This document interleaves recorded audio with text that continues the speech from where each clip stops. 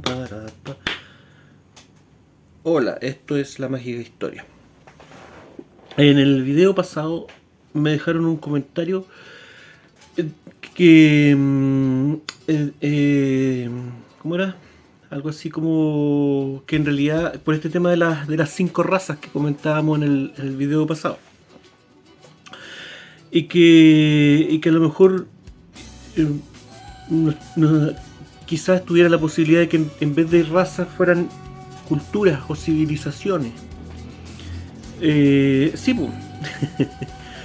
Claro que sí, y de hecho una vez creo que hablamos de eso, sí, en un video el que yo le puse, el enigma de los justos, parece que se llama, donde hablábamos de este concepto de que esta idea de los arios, mientras más atrás en el tiempo se va, menos tenía que ver, el concepto menos tenía que ver con una idea de una raza, y más con una idea de lo que significa la palabra, de un hombre justo, de un noble, ¿me entienden? Y que a través del tiempo eso fue cambiando el concepto, por la idea. Esta idea yo también la puse en el libro, en Pequeño César, cuando él está viviendo con los tocarios, ¿cierto? Y su padre postizo, Amán, le dice que si quiere ser parte de la familia, de la tribu, tiene que convertirse en un arsi, en un ario, ¿cierto?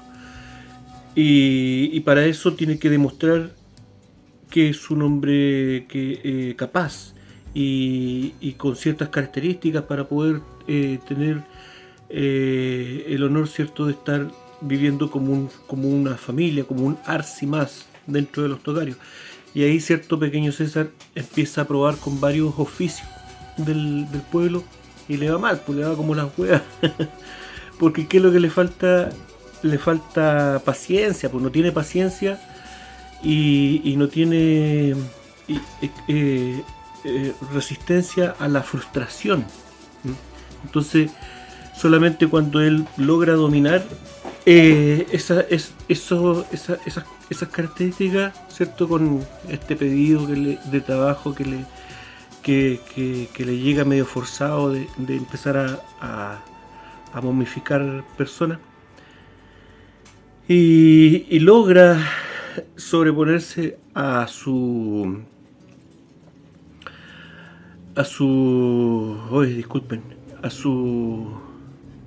frustraciones y a su impaciencia, y solo entonces logra convertirse en un miembro útil a la comunidad, y no solamente útil, sino que demostrar también de que tiene unas características especiales que lo hacen merecedor de ser un justo, un ario, un noble, un arsi, un ariano, un iranio, en fin. Pero obviamente hoy día el término ario simplemente se toma como una cosa racial, ¿ok? Y en el video pasado yo hablaba de las 5 razas, no porque esto me importe, porque quiero aclarar esto, porque voy a seguir hablando de temas raciales, y el asunto no es que me importe, no es que yo esté obsesionado con el tema racial o quiera marcar yo una diferencia, no, todo lo contrario. Si esto no es educativo, si lo que yo quiero es poner sobre la mesa la visión que tienen ciertos grupos de poder y que tienen una filosofía que va muy arraigada con el tema del racismo, con el tema le dan mucha importancia a la raza, le dan mucha importancia al tema de la sangre, al tema genético, y muchas veces los conflictos que han habido en la historia, que se ven como conflictos políticos o militares, qué sé yo, en realidad tienen un trasfondo de supremacía racial. Entonces eso es lo que yo quiero poner sobre la mesa. Pero con calma, vamos a ir de a poco viendo este asunto. Ya hemos estado viendo algunas cositas, algunas cosillas. Entonces voy a seguir con eso. Pues entonces quiero aclarar de que no me gustaría que se tome que este tema, ¿cierto? Que yo lo estoy planteando de una forma tan obsesiva, digamos, porque yo sea un racista o porque yo esté demasiado interesado en este tema racial. No es la cuestión, no es la cuestión. Pero en fin, eso lo vamos a ver a medida que vayamos avanzando en el tema. Pero me faltó aclarar una cosita del video pasado. Y este era este asunto de los mitos, ¿cierto? La mitología que hoy en día es considerada, ¿cierto? Si usted va a la definición de mito o mitología, ¿cierto? Hay una comparación, por ejemplo, lo comparan con el término o el concepto de leyenda, ¿ok? Y que la leyenda es una historia exagerada, pero que está basada en un personaje o un hecho real, que ha sido exagerado, que ha sido llevado a su versión caricaturesca, ¿me entienden? En cambio el mito no, pues el mito incluso se plantea como un sinónimo de mentira, ¿ok? Que es algo solamente creado con la imaginación, ¿ok? Pero eso no es así, y poco a poco se está demostrando que no es así. Entonces poco a poco ha ido avanzando este tema del estudio de las mitologías, como lo hablábamos en el video pasado. Y el hecho es que al parecer el mito siempre está basado en algo real. Siempre. Es decir, todo lo contrario de lo que se dice hoy en día acerca del mito. El mito puede plantear la necesidad de la existencia de un mito, es para poder enseñar de generación en generación conceptos e ideas que son difíciles de entender para el ser humano, ¿okay? Ya vimos que muchos de los mitos, se está descubriendo ahora que muchos de los mitos clásicos de la antigüedad son mucho más antiguos y tienen una base prehistórica, ¿okay? Entonces los mitos muchas veces se crean para explicar, por ejemplo, fenómenos astronómicos, ¿no? Que para el hombre antiguo eran conceptos muy abstractos, ¿ah? Difíciles de entender. Entonces los cuerpos celestes se transformaban en personajes y su movimiento y su comportamiento se transformaba en una historia, un mito, ¿me entienden? Otras veces el mito plantea cuestiones, qué sé yo, geológicas, eventos catastróficos relacionados con la naturaleza, ¿ok? Pero lo que realmente complica a los académicos de hoy en día y a los historiadores de hoy en día es que si se admite que el mito siempre está basado en algo real, habría que aceptar también de que hay mitos que se crearon para explicar, racionalizar en el pasado hechos históricos, hechos que ocurrieron a un cierto grupo humano y que traumatizaron a ese grupo humano, ¿ok? Entonces ahí está el problema, porque estos mitos nos hablan... Están penando. Estos mitos nos hablan de cosas surrealistas, ¿eh? De humanidades distintas, de encuentros con civilizaciones con distintos niveles de desarrollo muy dispares, con entidades y criaturas mitológicas, ¿me entienden? Entonces, claro, la ciencia moderna, el mundo académico jamás va a admitir que el mito siempre está relacionado con un hecho real, ¿ok? Porque ahí cae la posibilidad de empezar a plantear cuestiones que al mundo académico no le gustan, ¿ah? Por ejemplo, el mito de la Atlántida. aceptar que el mito de la Atlántida sea algo basado en algo real, o de otros continentes o de otras civilizaciones que han existido antes.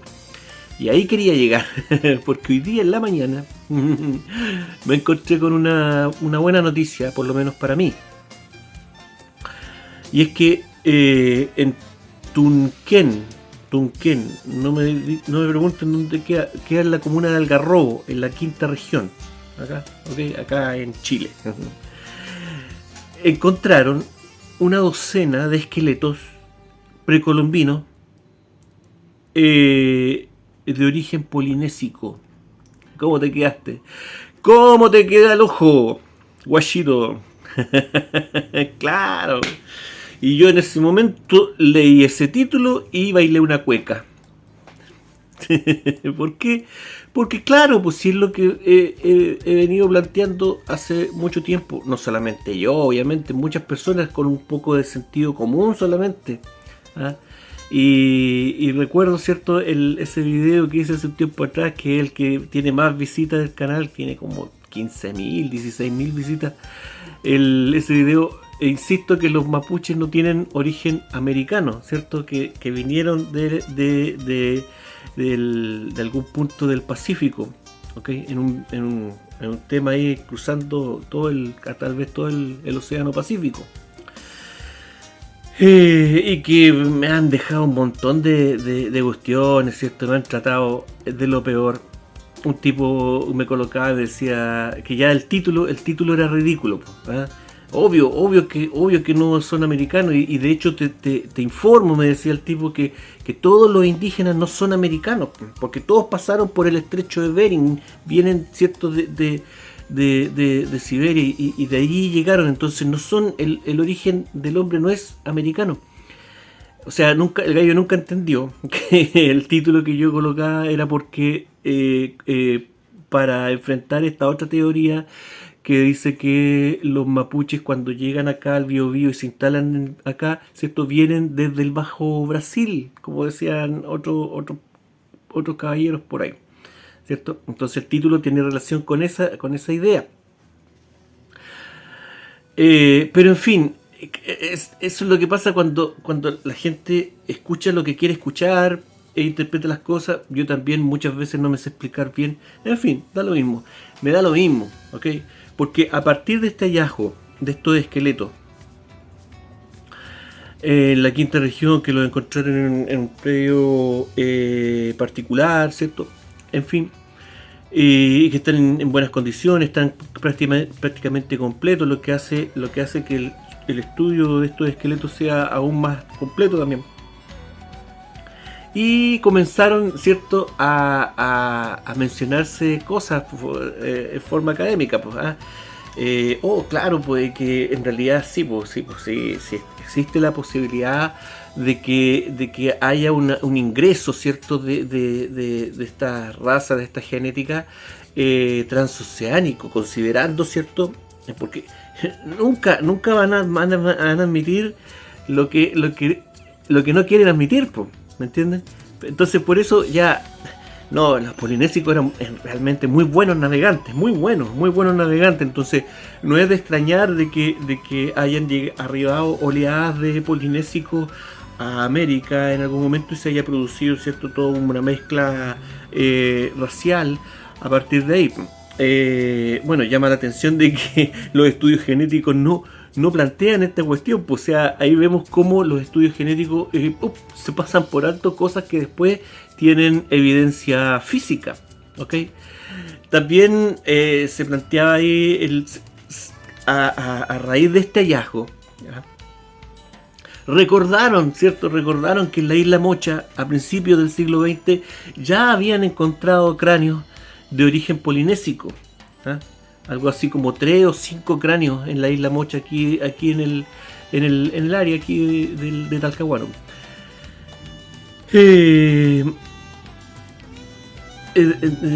Perdón, de Arauco.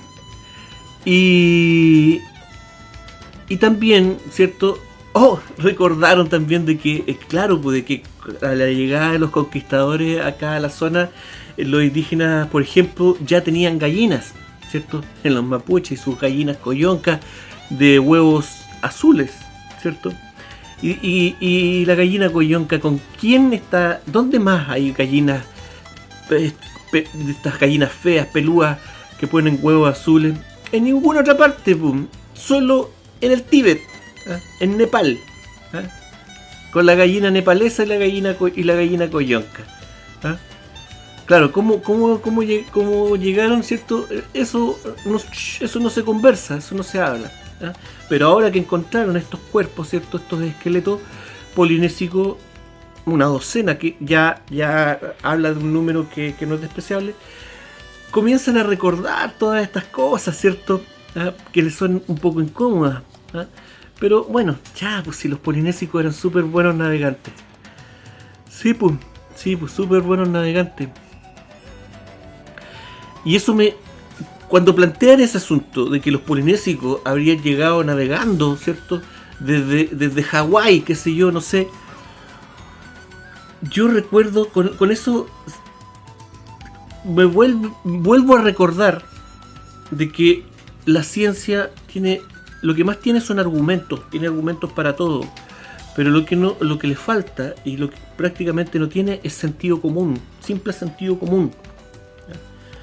Porque si me lo preguntan a mí, para mí es imposible que una cultura polinésica haya llegado con una piragua de mimbre acá a Sudamérica. ¿Okay?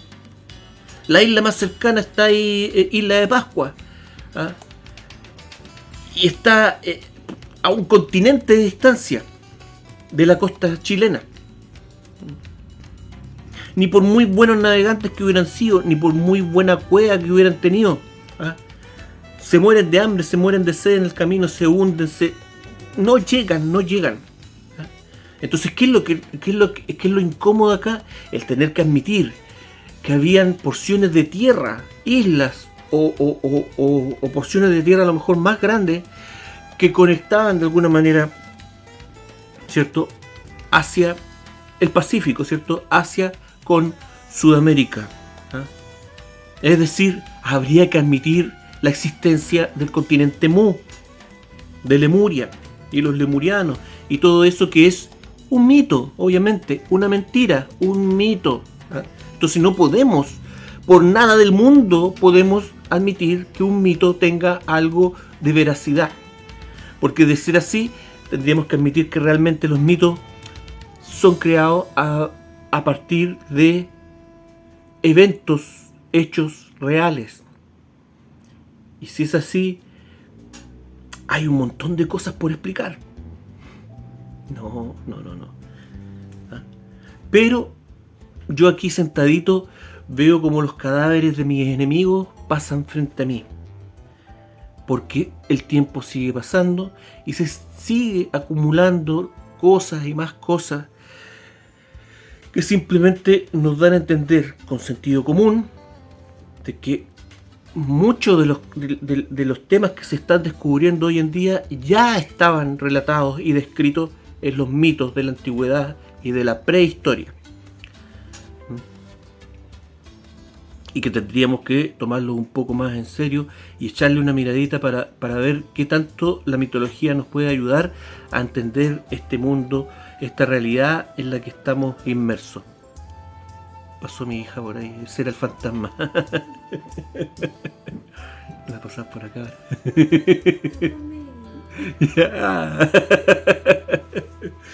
Eso, ¿ven? Así que nada, me alegro de haberme encontrado con esta noticia que viene a complementar también el otro estudio, la otra noticia que encontré el otro día, que se acuerdan que lo comentamos, de este estudio que diría que un estudio genético que plantearía que los mapuches en una etapa muy temprana ya se habrían asentado en el Biobío y que habrían comenzado a llegar a la zona prácticamente hace 12.000 o 15.000 años atrás, ¿okay? Lo que vuelve inverosímil un cruce por el estrecho de Bering y ¡pum! Y que hayan llegado al tiro los mapuches acá. Obviamente los mapuches llegaron en forma interoceánica, ¿okay? Pero no pegándose un viaje que ni el Titanic podría hacer.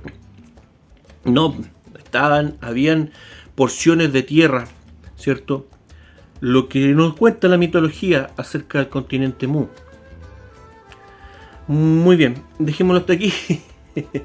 Vamos a seguir avanzando poco a poco con este tema.